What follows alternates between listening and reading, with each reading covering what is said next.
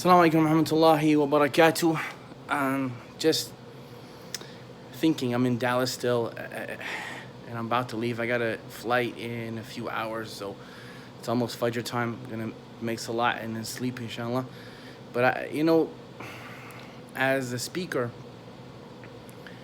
and I think that other speakers could probably relate. Sometimes you could be in front of a crowd of people, and everything will be just right, right? And people will like what you had to say, and may Allah accept it, and you know, hug you and try to kiss you, which I don't like that. But anyway, they would hug you, and you'd eat good food and hang out with them, and someone might take their shahada, and you go back to your hotel, and you're sitting there alone at 3 and 4 o'clock in the morning, and all the lights are off, all the people have gone home, there's no fans, there's no new shahadas, there's no attention, and you start to think to yourself, is what I'm doing really effective?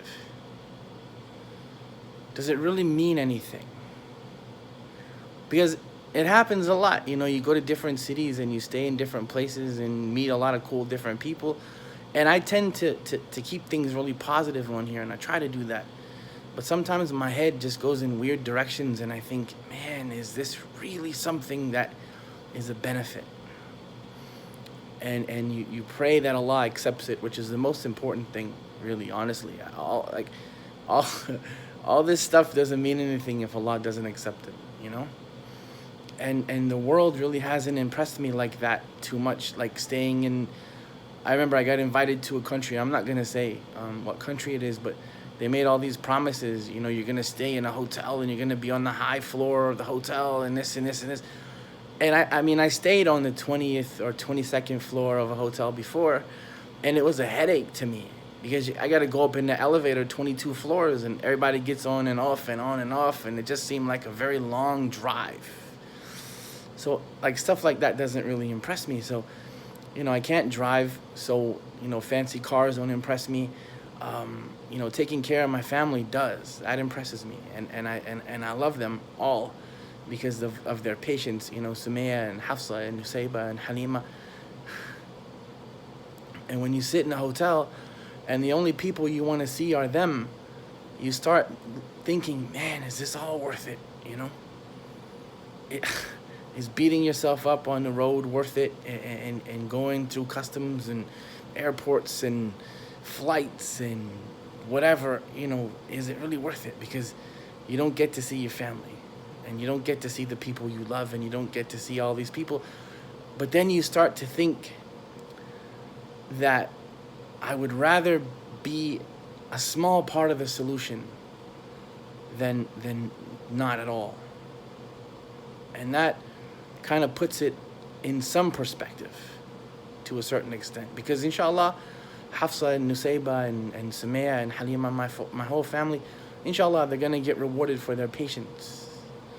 And I try to balance everyone and balance everything as much as I can, so I don't stay on the road for months at a time, and I don't ignore them. I try to talk to them every day, or at least every other day if possible.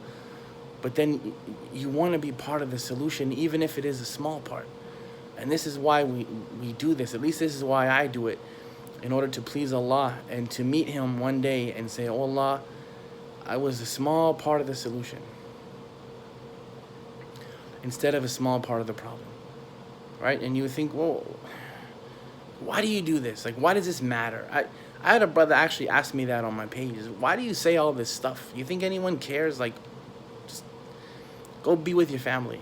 Just do that, And, he's basically telling me that reminding the people of Allah is a waste of time.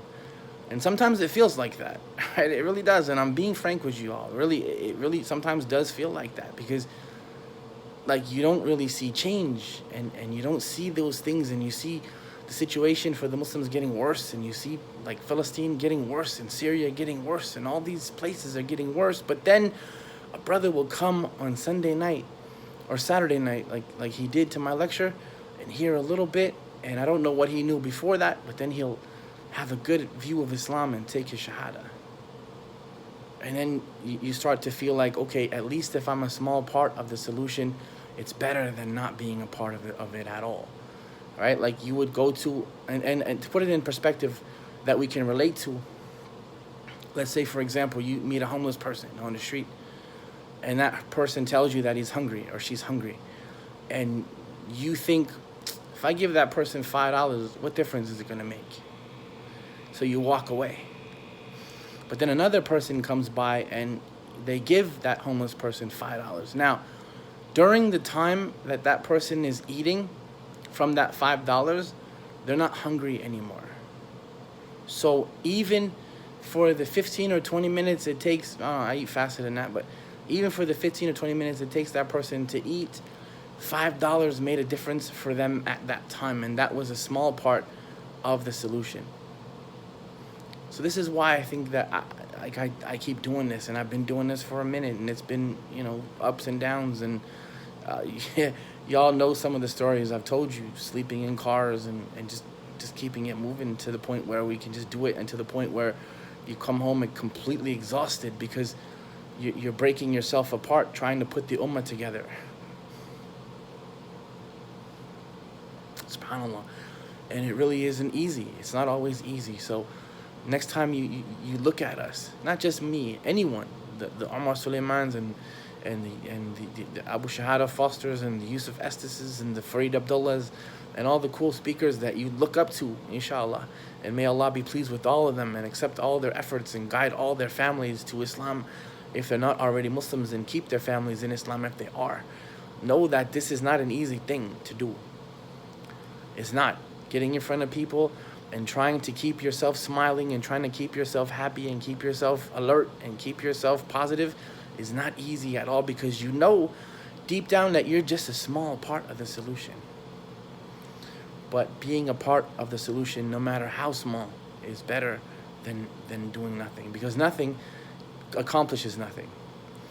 Even if you can listen to us for 30 minutes or 40 minutes and smile a little bit and remember Allah a little bit, and maybe it moves you forward just a step, then that 30-minute talk was well worth it, So know and understand that this is not an easy thing, and it's not something easy. So I just wanted to let you in on that a little bit, and to let you know a little bit of what makes Abu Hafsa tick.